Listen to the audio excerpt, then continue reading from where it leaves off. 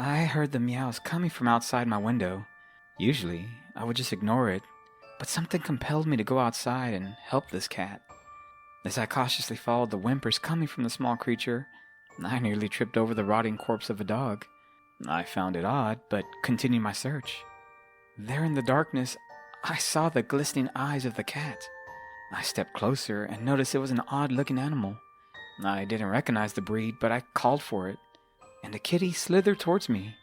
Its elongated forked tongue spiraled towards me, licking my hand with enchantment. I smiled and embraced the slimy creature in my arms.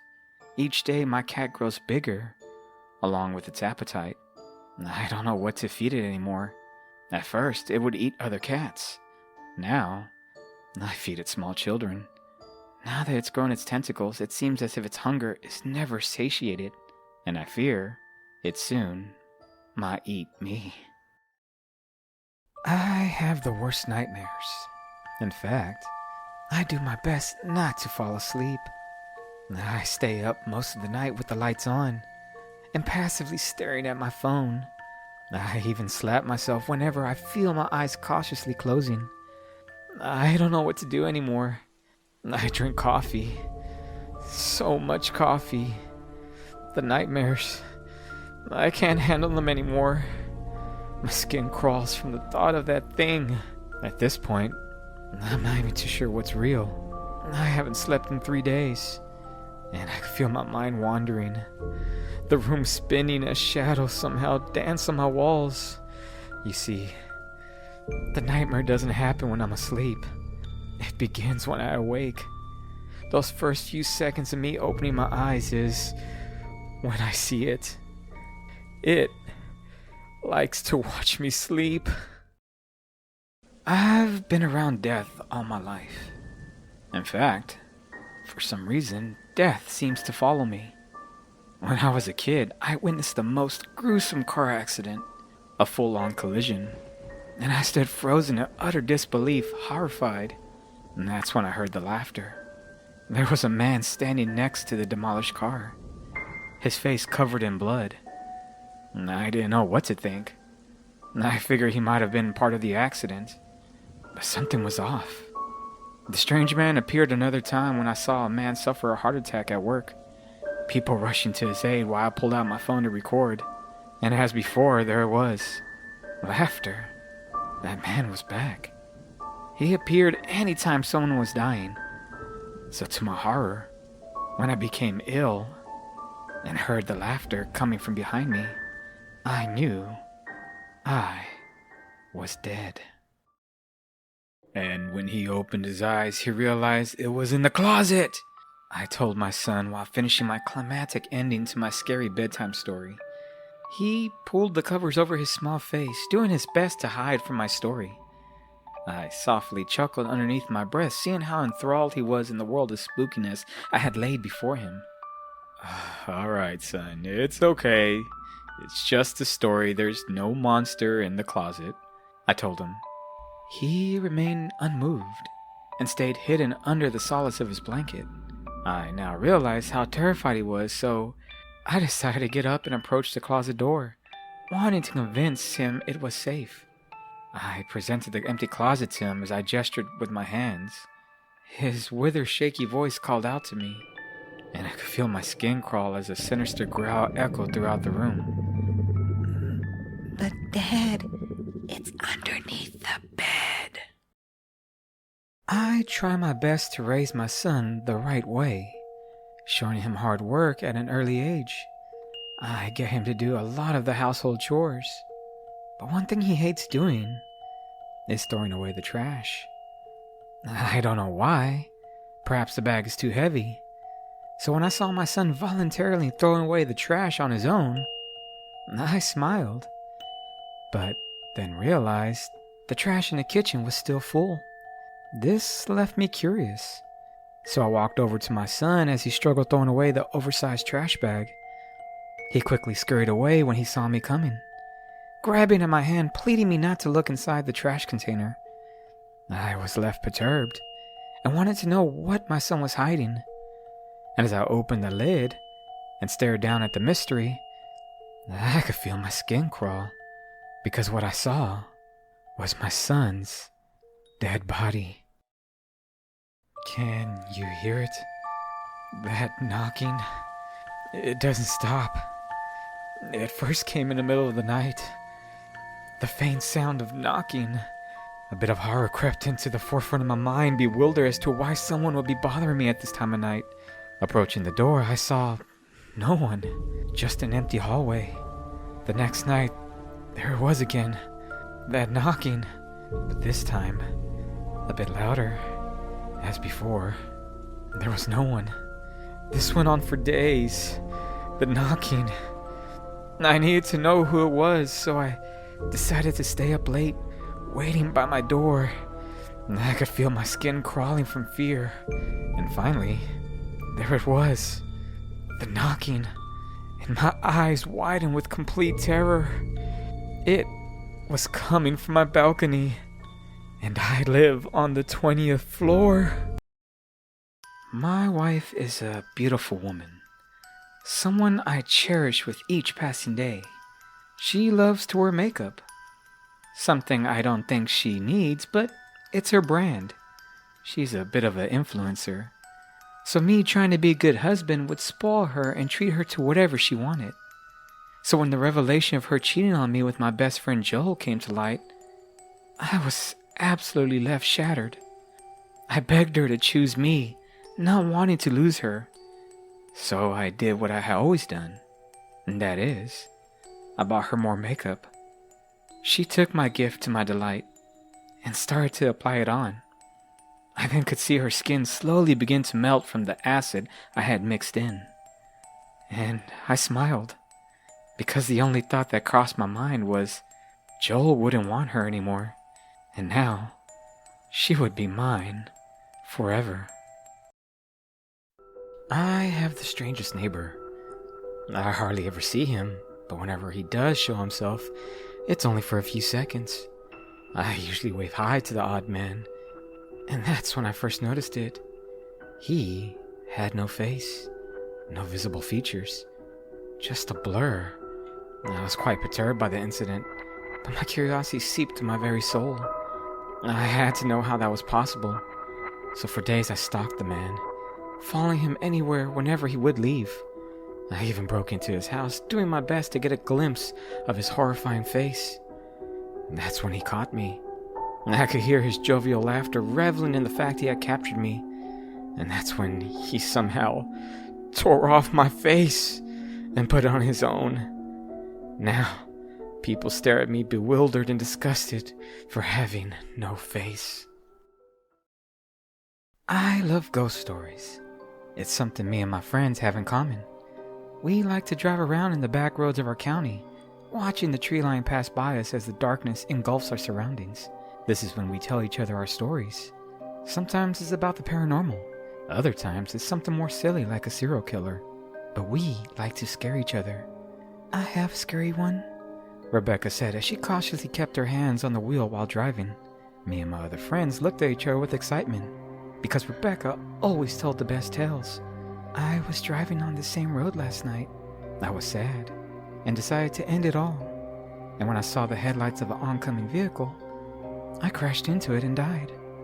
Me and my friends looked at each other with befuddlement, realizing the story wasn't funny. That's when I saw an approaching vehicle, their headlights showering us in its light, and then Rebecca disappeared as we collided into the oncoming vehicle. I hate spiders. I'm not scared of them. Rather, I'm repulsed by the little demons, constantly leaving their abandoned homes for me to clean. They scurry away from the light anytime I enter a room. I kill several a day, and by now, my aim with my fly swatter has been perfected. I can even throw a shoe across the room, squishing the dreadful parasite. The thing I hate most about them is how they constantly gather in my wall, creating the most grotesque sound as they eat all the maggots from my dead husband's body that I stashed behind the drywall. How else is he supposed to decompose if they keep eating all the insects? I fell in love with him almost instantly. He talked about how he wanted to save the planet, something I felt very passionate about. So when I found another person that saw the world as I did, I was elated, jovial to know that soulmates did exist. I found that he was a bit more passionate about saving the world than I was, and he would sometimes berate me, accusing me of not caring enough. Deep down, I knew he was right, so I pleaded with him to think of a way that I could contribute. And that's when a spark glimmered in his eye, and the most bewildering smile formed on his face. In that moment, he knew how to save the planet, and I agreed to help. That's when he lunged at me, tackling me to the floor. I wept out in confusion as his hands gripped around my neck. And as I whimpered out, he told me the only way to save the planet is by getting rid of all the people. And as I slowly fell into darkness, I smiled, knowing he was right. I found the most adorable doll when walking home from school. It was old and unkempt, its clothes tattered. I didn't mind. I fell in love with it as soon as I saw it, and I picked it up, embracing it to my arms while enchanted with its appearance. I took it home and placed her in my bed, not bothering to wash it. As I fell asleep, hugging the doll tightly, I smiled, reveling in the presence of having a new friend. The next morning, I woke up in a bit of a daze, scratching my head with befuddlement. And that's when I remembered the doll. I turned to grab it, now noticing it was gone. And as I laid confounded, I realized I was now wearing the doll's clothes. And that's when someone walked into my room, and my eyes widened with utter disbelief. Because to my dismay, the person that walked in was me. And I soon realized I was now the doll. I don't believe in the paranormal. I'm a person that has to see it to digest it, and my reality completely imploded when I arrived home to see the head. I didn't know what it was. I figured it was some crazy prank. Perhaps one of my neighbors snuck in to try to scare me. The thing was grotesque and horrifying, and I didn't even want to touch it. So I went to the closet to retrieve my broom. But that's when the creature spoke. I slowly turned to it, frozen in place from terror. This couldn't be real. I must be dreaming, I thought. So as I stepped closer, something came over me. I couldn't explain what it was, just a sensation, as if I was being possessed. I was compelled to rip off my own head. And then I did. That thing took my body. And now I'm just a head, left alone on my own bed. I love the theater, but more specifically, I love seeing people dance.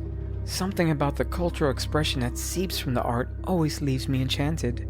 So when I saw a performative street dance taking place outside my apartment, I walked over to get a closer look. It was amazing. Dozens of people were all dancing, enjoying themselves in the most jovial way. And as I walked closer, I realized they were all dancing around a man. A very strange man. I soon noticed he was waving his arms around in a mystical way, as if he was conducting the people. I smiled and started to applaud the performance, approaching the odd man. That's when a devilish grin emerged from the man's grotesque face, and I felt a sharp pain erupt throughout my body. His extended arm soon gestured towards me, and suddenly, without control, I too was dancing with the rest. Do you feel it? The sensation of falling, cautiously entering the land of slumber. Now, open your eyes. You're still in bed, but it's different. And you realize you can't move. You can hardly breathe. Now shift your eyes to the corner of the room. That shadow, and it slowly creeps closer. You want to scream, but mere whimpers escape your mouth. And soon, it's at your bedside, wanting you to look at it. Whatever you do, don't stare at it, but let it enter you. It wants to be you. It will get tired of you and leave on its own. And afterwards, you'll be gifted with luck, with wealth, with anything you ever desired, because you just sold your soul to the Midnight Man. Old Man Jacobs was a hard-working man. He believed that one could find bliss through one's determination. So when he realized that a coyote was eating all his chickens, he knew what had to be done. The only thing that could be done. So the old man sat on his back porch overlooking the chicken coop, caressing his 2-barrel shotgun, waiting for the predator to arrive. And that's when he heard the sound. He approached slowly, taking each step with ease, not wanting to alert the animal. He then lifted his rifle and aimed carefully. And that's when the elderly man saw it. It wasn't a coyote. It wasn't anything the old man had seen before. And that's when he let out a heavy gasp.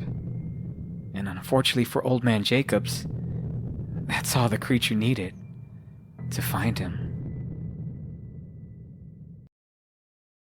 I can't stop. I just keep drinking them. Energy drinks. To be specific, it's a new brand. One that I've never heard of. I found it in our local convenience store. As soon as I took a sip, I could feel all the blood escape my body, leaving me engulfed in the sensation of floating. To say the least, I was inundated with energy. And from that moment, I was hooked. And I started with 1 a day, then 2, and now I'm up to 8. I feel so alive, but to my horror, I've noticed I started to change. My teeth have become more serrated. My fingernails resemble what look like claws. And I can feel 2 little horns protruding from my forehead. I know I should stop, but I need more energy. I just need 1 more sip. I don't trust my girlfriend. She constantly lies to me. I've caught her on several occasions doing so. We consistently argue. Sometimes it gets physical. Lately, I've noticed that she's been more distant. I think she might be seeing someone else. The mere thought breaks my heart. So, I followed her, trying to figure out where she was going. But she caught me. She got angry, yelling at me with such disdain. And to my dismay, she broke up with me. I cried and told her how can she be so cruel, and responded with, I guess I have no heart. Needless to say, I wasn't going to let her go. She belongs to me. And as I put her lifeless body on my couch, I decided to test her theory. As I tore into her chest, it was clear she in fact did have a heart. I frowned because my girlfriend always lies to me. I hate going to the doctor for checkups. It's something I avoid, but when I was a kid, my mother would constantly take me, and it would always be the same. Question after question with relentless stares. The whole process felt a bit invasive, so as I got older, I knew it was something I planned on evading. Life was good. I never had a reason to see the doctor, and anytime I did feel a bit under the weather, sleep always seemed to help. I know what you must be thinking. One day I will need to get a checkup, and perhaps you're right. But I'm just tired of having them leer at me with utter bewilderment when they find out I don't have a heartbeat. And worse, when they find out I don't even have blood. As a kid, I was afraid of my own shadow. The idea of it following me anywhere I went just didn't sit right with me. Though my mother tried to tell me there was nothing to be scared of. She would turn on the lights in my dimly lit room, making my shadow cower back into the depths of where it came. Then one day I realized my shadow started moving on its own, no longer following my own gestures. I found this odd, but quickly enjoyed the whimsical way it would dance around my room, almost as if trying to entertain me. I applauded its effort and soon became enchanted with it. As the years passed, me and my shadow only grew closer, and soon I was following it around. It was my friend. I just wanted to go wherever it went. And that's when the most terrifying revelation occurred to me. Anytime it moved, I moved. I could no longer control my own limbs. And to my horror, I became its shadow. I live on the 4th floor, and something I love to do is taking the stairs. The only issue is my apartment is on the opposite side of the building. I have to walk down several corridors just to get home. But I guess I don't mind adding the additional steps. So arriving up to my floor, I started the long journey to my apartment. That's when I noticed a dark silhouette in the distance. And as I continued walking, I noticed the most odd thing. That figure wasn't getting closer, nor further. It was as if it was walking in place. And a bit of trepidation seeped into my mind.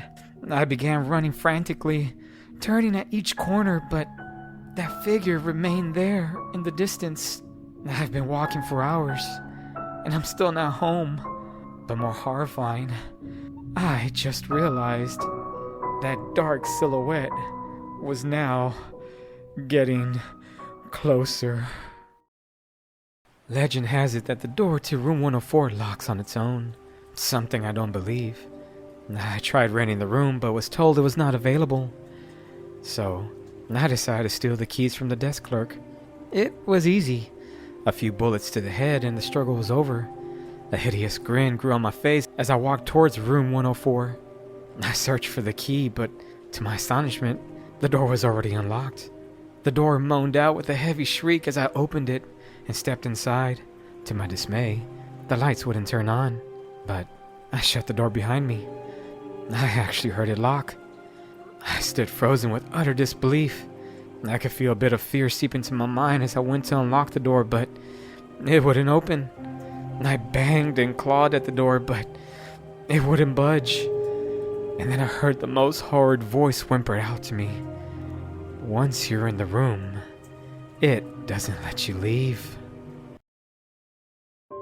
They are all gone. The shadows. The news first reported on it as a fluff piece, but soon more and more people realized that indeed their shadows were missing. Scientists quickly came up with the explanation of solar flares blocking the spectrum of light. It was all confusing. Something about shadows now existed in ultraviolet light. I don't know what to think. I wish I could reach out to these officials, tell them what I see. I haven't lost mine. In fact, I've gained more. When I'm walking and the sun shines down on me, I notice I have at least 3 or 4 walking behind me. Even more dreadful, when I turn off the light at night, I see all of them. Every single one of them. They all follow me.